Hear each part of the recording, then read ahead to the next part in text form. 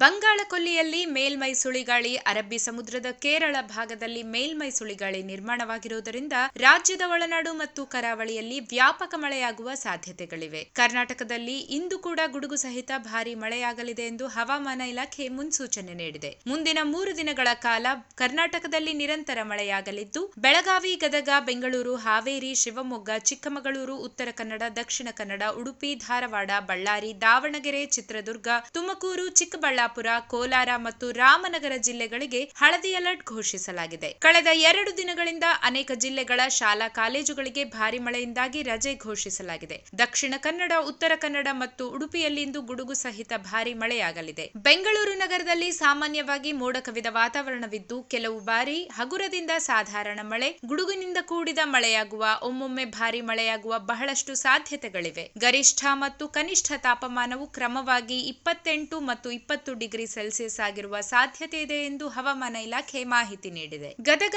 ಹಾವೇರಿ, ರಾಯಚೂರು ಮತ್ತು ದಕ್ಷಿಣ ಒಳನಾಡಿನ ಬೆಂಗಳೂರು ಗ್ರಾಮಾಂತರ, ಬೆಂಗಳೂರು ನಗರ, ಚಾಮರಾಜನಗರ, ಹಾಸನ, ಮಂಡ್ಯ, ಮೈಸೂರು, ರಾಮನಗರ ಮತ್ತು ಶಿವಮೊಗ್ಗಗಳಲ್ಲಿ ಭಾರಿ ಮಳೆಯಾಗುವ ಸಾಧ್ಯತೆಗಳಿವೆ. ರಾಜ್ಯಾದ್ಯಂತ ಭಾರಿ ಮಳೆ ಹವಾಮಾನ ಇಲಾಖೆ ಮುನ್ಸೂಚನೆ ನೀಡಿರುವ ಹಿನ್ನೆಲೆ ಕರಾವಳಿ ಪ್ರದೇಶದಲ್ಲಿ ಅನಾಹುತ ತಪ್ಪಿಸಲು ಮೀನುಗಾರರು ಸಮುದ್ರಕ್ಕೆ ಇಳಿಯದಂತೆ ಎಚ್ಚರಿಕೆ ನೀಡಿದೆ. ಕೆಲವೆಡೆ ಗುಡುಗು, ಮಿಂಚು, ಬಿರುಗಾಳಿ ಸಹಿತ ಮಳೆಯಾಗಲಿದ್ದು, ಯಾವುದೇ ಹಾನಿಯಾಗದಂತೆ ಮುನ್ನೆಚ್ಚರಿಕೆ ವಹಿಸುವಂತೆ ಎಲ್ಲಾ ಜಿಲ್ಲೆಗಳಿಗೆ ಮುನ್ಸೂಚನೆ ನೀಡಲಾಗಿದೆ. ಕರ್ನಾಟಕದಲ್ಲಿ 3-4 ದಿನಗಳಿಂದ ಮಳೆ ಅಬ್ಬರಿಸುತ್ತಿದ್ದು, ನೆರೆಯ ರಾಜ್ಯಗಳಲ್ಲೂ ವರುಣನ ಆರ್ಭಟ ಜೋರಾಗಿದೆ.